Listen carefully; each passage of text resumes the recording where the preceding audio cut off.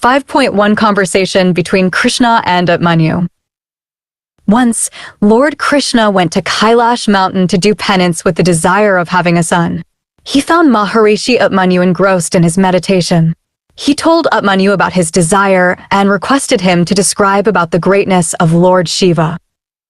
Upmanyu described about his own experience when he had divine glimpses of Lord Shiva who was meditating. Once I saw Shiva who was surrounded by all the deities. Lord Shiva was engrossed in his deep meditation. Shiva had in his possession all the divine weapons like trident, axe, noose, sudarshan, etc. Lord Vishnu and Brahmaji were also present there. I eulogized Lord Shiva who became pleased with me. Lord Shiva wanted to bless me with a boon. I requested Lord Shiva to bless me with 3 things. 1. I should always remain his devotee. B. To be able to know about the past, present, and future events. C. My family should never feel the scarcity of rice and milk. Lord Shiva not only blessed me with all these 3 things, but also to be able to see the Vaivasvatkalpa. After completing his story, sage Upmanyu told Krishna he must worship Lord Shiva if he was desirous of a son, because Lord Shiva can be pleased quite easily. 5.2 Sri Krishna does penance. Sri Krishna then proceeded to do his penance after getting initiated by Upmanyu with the mantra, Om Namah Shivaya. He did a tremendous penance for 15 months by standing on his toe. In the 16th month, Lord Shiva and Parvati appeared before him after being pleased by his penance. Lord Shiva expressed his desire to bless Krishna. Krishna demanded 8 boon. 1. May his intelligence always remain inclined towards religiousness. 2. May he attain immortal fame. 3. May he has his abode in Shiva's proximity. 4. May his faith and devotion in Shiva be unswerving. 5. May he have 10 valiant sons. 6. May he be victorious against his enemies. 7. May all his enemies be destroyed. And 8. May be dear to all the yogis. After receiving 8 boons from Lord Shiva, Krishna demanded 1 boon from Goddess Parvati. May he always be in the service of his parents and the Brahmins. Sri Krishna then went back to Upmanyu and narrated the whole story. At last he returned to Dwarka. 5.3 Classification of grave sins.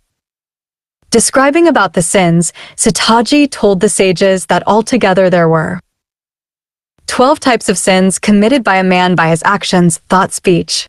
Out of them, having a desire for another person's wife, being desirous of another's wealth, having evil designs against other people, and drifting towards sinful path are considered to be sins committed by one's thoughts. The following sins are supposed to be committed by speech: conversating with a woman who is having periods, telling lies, unpleasing talks, and backbiting. The following sins are committed by one's actions: eating things which are not worth eating, indulging in violence and uncivilized activities, and taking others' wealth by improper means. Even among all these sins, some are considered to be graver, like criticizing teacher, hermit, and parents, etc., stealing the property of temple or a Brahmin. A person commits mahapap, grave sin, if he indulges in any of the following: not having devotion towards one's preceptor, abandoning one's preceptor, sleeping on the preceptor's bed, drinking intoxicating drinks, having illicit relationship with one's teacher's wife, taking back the wealth which has already been donated, earning wealth by employing improper means. A man who commits the following sins are considered to be the grave sinners: burning a cow sheet, a forest or a city, not marrying a girl with a suitable man, having illicit relationship with daughter-in-law and sister-in-law. 5.4 The description of hell. Each living being has to taste the fruits of his karmas when his soul reaches the abode of Yama after his death. The soul of a virtuous man enters the hell from the northern side, whereas that of sinful man enters from the southern side. Yamanagri, the abode of Yama, is situated at a distance of 86,000 yojans, 1 yojans, 8 miles, from the surface of the earth. The virtuous soul reaches there without any problem because of his virtuous deeds. On the contrary, the soul of a sinner reaches Yamanagri tasting the fruits of his sins all along the way. Moreover, when the soul of a sinner reaches Yamanagri, it gets punished by the Yamadutas. The Lord of Death then gives the final judgment on the basis of each individual's sins. From the hell the virtuous soul leaves for the heaven. There are many categories of hells all filled up with filth. 5.5 Charity and its importance. Sitaji, while warning the sages, told, people who engages themselves in virtuous deeds throughout their lives and who have been kind of others cross the terrifying path of the hell quite easily. A person who donates shoes or wooden sandals to Brahmins reaches the hell riding on the horse. Similarly, a person who donates an umbrella to Brahmins reaches the hell under the shade of an umbrella. Making donations of bed or chairs to Brahmins help a man to reach the hell after taking adequate rest on the way. Making donations of gold or silver to Brahmin helps a man to attain to heaven. A man who donated food grains enjoys all the pleasures of life because food grains sustain life. Even making donation of water is considered to be of supreme value because life cannot exist without it. A man who digs up wells and ponds for the benefit of people acquires great virtues. Planting trees, especially which gives fruits or flowers, are considered to give immeasurable virtues. Making donations of cow, land, knowledge, and such objects that can be weighed are considered. Making donations of gold, sesame, elephant, girl, maid, servant, house, chariot, diamond, cow whose color is pure white, and food grains are considered to be Mahadan, great donation. The donations should be made only to worthy Brahmins. 5.6 The description of the netherworld, Pataloka. The earth is balanced on the hood of Sheshnag. Lord Vishnu is the nurturer of this world. There are 7 more worlds beneath the earth, which are Atala, Vitala, Satala, Razatala, Tala, Talatala, and Patal. Each of these worlds is 10,000 yojans in length and 20,000 yojans deep. All these worlds are full of invaluable and priceless diamonds. The residents of each of these worlds enjoy all the luxuries and pleasures of life. The demons and the Nagas reside in these worlds. 5.7 Liberation from Hell. Even farther than these 7 worlds is situated the hell, where the soul of the sinner goes to after the death. Some of the main names of hell are Rorav, Shakar, Rod, Tal, Viva, San, and Mahajwala, etc. The soul of a sinner goes to each of these hells according to the magnitude of his sins. A man should worship Lord Shiva and sing hymns in his praise to get liberated from his sins. 5.8 The description of 7 islands. The whole earth is divided into 7 islands or dweepas. The name of these islands is Jambu, Plaksha, Sholmali, Kranch, Shaka, and Pushkar. All these islands are surrounded by such oceans on all sides. The content of each of these oceans is salt, sugarcane juice, ghee, milk, curds, and honey respectively. Jambudweepa is also known as India. It stretches from south of Himalaya to the north of ocean. The total area is about 9,000 yojans. It is further subdivided into 9 land segments, 7 mountains, and 7 sacred rivers near the 7 places of pilgrimage and many other rivers. Similarly, the Plaksha Island is surrounded by ocean of salt on all sides and spread up in the area of 1,000 yojans. The area of Sholmali Island is twice as that of Plaksha Island. It is surrounded by the ocean of honey. The area of Kusha Island is twice as that of Sholmali Island and is surrounded by the ocean of ghee. Similarly, the Krauncha is surrounded by the ocean of curd, and its area is thrice as that of Kusha Island. The area of Shaka Island is twice as that of Croucha Island and is surrounded by the ocean of milk. The ocean of sweet water surrounds the Pushkar Island. Its total length is 5,000 yojans and 5 lakh yojans respectively. The mountain Manas is situated in this island. The residents of these islands never attain old age. Lord Brahma resides in Mahavit section of this island. The people living in this island get food without making any effort. 5.9 The description of planets. As far as the light of sun and moon reaches the earth, it is called Buloka. Suryaloka is situated 1 lakh yojan above the Buloka. The Chandraloka is situated 1 lakh yojan above Suryaloka.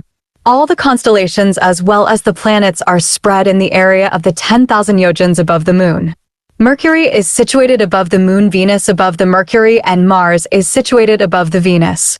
Jupiter is situated above Mars and Saturn above Jupiter. The Saptarshi Mandals are situated at a distance of 1 lakh yojan above Saturn. The Dhruva is situated at a distance of 1 lakh yojan above the Saptarshi Mandals. All the planets are situated between the Earth and Dhruva star in the form of 3 lokas: Baloka, Bhuvar Loka, and Swarga Loka, heaven. Maharloka is situated even beyond the Dhruvaloka. This is the world where the Manasputras, Sanak Sanandan, etc., of Lord Brahma reside. Janaloka is situated above Mahaloka, whereas the Tapaloka is situated at a distance of 26 lakh yojans above Mahaloka. Satyaloka is situated 6 times the distance between Mahaloka and Tapaloka. Satyaloka is also known as Brahmaloka. Beyond Brahmaloka is situated the Vaikuntha Loka. Similarly, the world of Kartikeya Kumar Loka is situated beyond Vaikuntha Loka. After Kumar Loka comes the Uma Loka, and then comes the Shiva Loka, which is the farthest Loka. Goloka is situated near Shivaloka, where Lord Krishna lives with a cow named Sushila, with the permission of Lord Shiva. 5.10 Categories of austerity, tapa. Truth or satya is the best among all the types of austerity. A truthful man is the supreme devotee and a great accomplisher. Austerity helps a man to attain all the worldly pleasures of life and ultimately salvation. Austerities have been classified into 3 types on the basis of 3 basic qualities, or gunas ai sattvic tapa, rajasi tapa, and tamasi tapa. Austerities observed by the deities, hermits, and celibates come under the category of sattvic tapa. Austerities maintained by the deitaks and man come under the category of rajasi tapa. Austerities maintained by the demons and those people who indulge in evil and cruel deeds come under the category of tamasi tapa.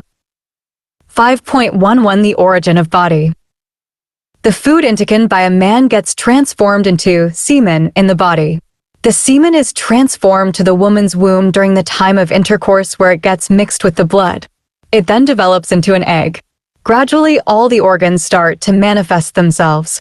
The body then attains the vital force and ultimately comes out from the mother's womb after suffering great pains. But after taking birth, he forgets all about those pains. He then lives his life by reaping the fruits of his past karmas. 5.12 Purification of the body. Before taking birth, the body lives a very filthy environment in mother's womb. It becomes so dirty that even Panchagavya cannot make it pure. Remembrance of Shiva is the only means to make it pure. 5.13 Control over death, Ichcha Mrityu. Sataji told the sages that a person who wants to control death should first be seated on a pure seat. He should then perform pranayama by holding his breath. While doing this exercise, care should be taken that lamp is not burning. Both the ears should be shut by the index fingers for the period of 1 hour. After doing this, he would be able to hear the sounds emerging from within. He should try to concentrate his mind on that sound. If this exercise is practiced daily for 2 hours, then he will have full control over his death. This particular exercise helps a man to attain great accomplishments, self-knowledge, and salvation.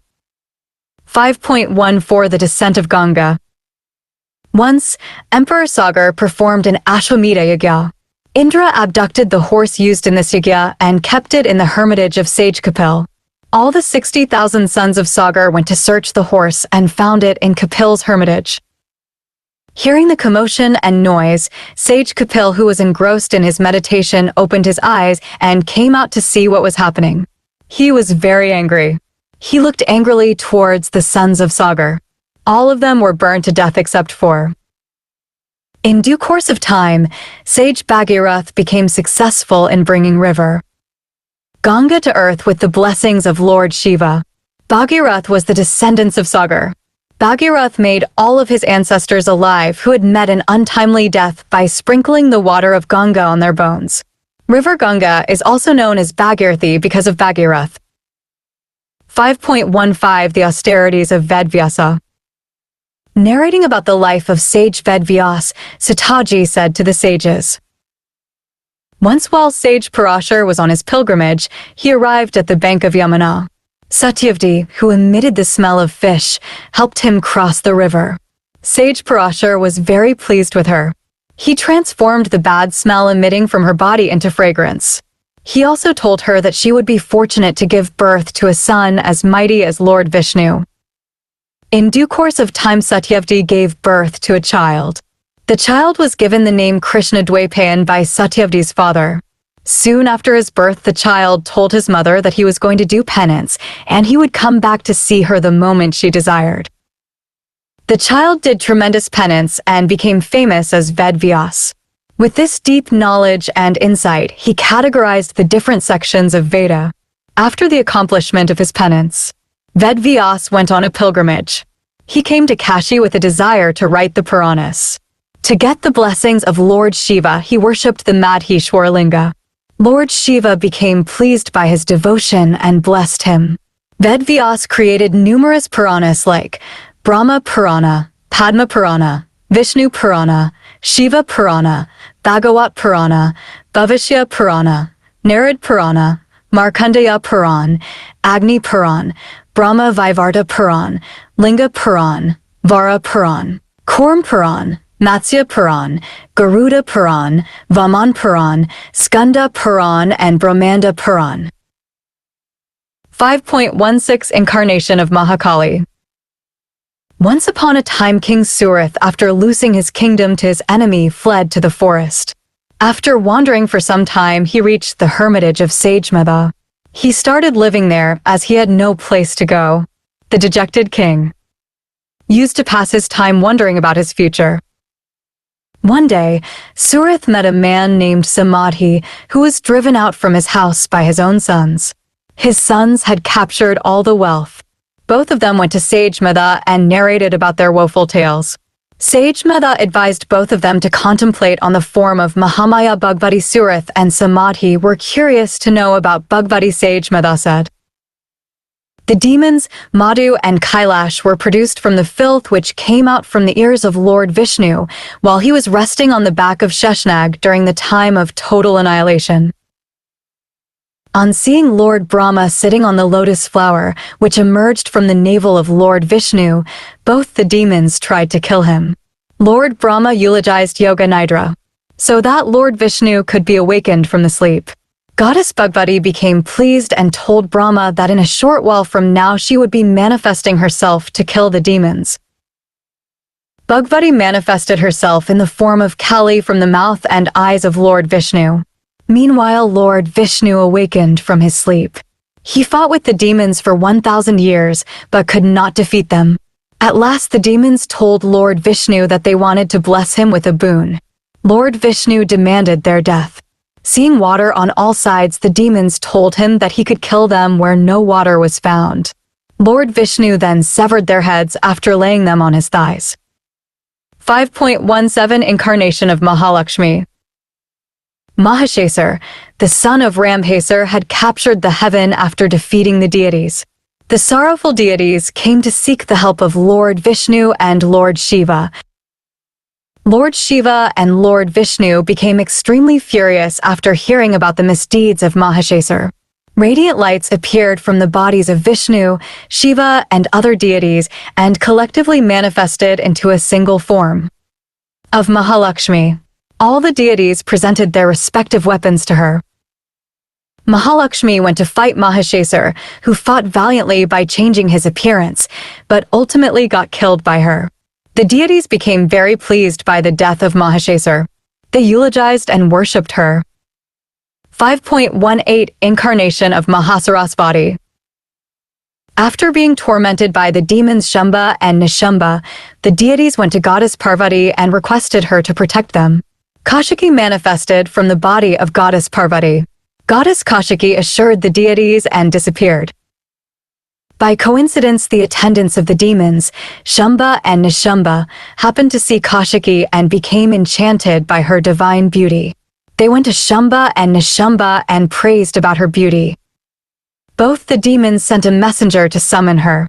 Kaushiki asked the messenger to convey the message to the demons that only such a person can become her lord, who defeats her in a battle. The messenger returned and gave the message to Shamba and Nishamba. Both the demons were enraged.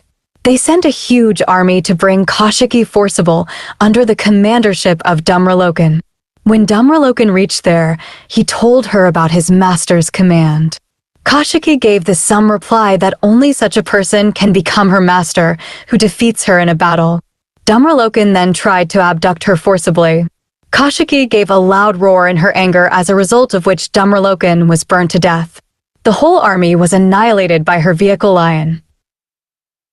When Shamba and Nishamba learnt about the death of Dhumralokan and the destruction of his army, they sent many mighty demons like Chanda, Munda, Raktabija, etc. to fight her.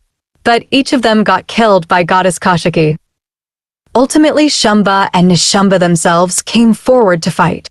Both of them attacked Kaushiki with volley of arrows. Kaushiki destroyed their whole army. The whole battlefield became flooded with blood. After that, Kaushiki killed Nishamba with special types of arrows, which did not allow a single drop of blood to fall on the ground. Angered by his brother's death, Shamba attacked Kaushik with his various weapons, but she neutralized all of them. At last, she killed Shamba with her trident. 5.19 Uma warns the deities. Once, after having defeated the demons, the deities had become very arrogant and proud. They started indulging in self-praise. Suddenly, they were startled by the emergence of radiant light before them. All the deities became scared and went to Indra. Indra sent Vayu to test the power of that radiant light. As soon as Vayu reached there, he found that he had become powerless. One by one, all the deities came but returned after being defeated. At last, Indra himself went there. As soon as Indra reached there, he found that he had become bereft of all his powers. Suddenly, goddess Uma manifested herself and warned Indra against becoming arrogant. Indra realized his mistake. 5.20 The incarnation of Shakambhari. The most valiant demon Durgam had acquired all the 4 Vedas from Lord Brahma after pleasing him. Lord Brahma had also given a boon of invincibility to him. Durgam became very arrogant and started tormenting the whole world. As the consequence, it did not rain for 100 years, and the whole world was hit by drought. The deities went to goddess Maheshwari, Parvati, and narrated about their woeful tales. Goddess Maheshwari was so moved by their plights that tears rolled down from her eyes for 9 continuous days and nights. The tear took the form of a river, as the result of which the phase of drought came to an end. The deities then requested her to recover the Vedas, which were in possession of Durgam. They then went back to their abode. When Durgam saw that people were living happily, he attacked with a large army. At that very moment, goddess manifested herself and fought a tremendous battle with Durgam. From her body manifested the 10 Mahavidyas and many other goddesses. At last, goddess Maheshwari killed Durgam with her trident and recovered the Vedas from his possession. She then handed over the Vedas to the deities. Maheshwari is also known as Shakambhari, as she had created river by her tears and saved the lives of people. 1. I should always remain his devotee. B. To be able to know about the past, present, and future events. C. My family should never feel the scarcity of rice and milk. Lord Shiva not only blessed me with all these 3 things, but also to be able to see the Vivasvatkalpa.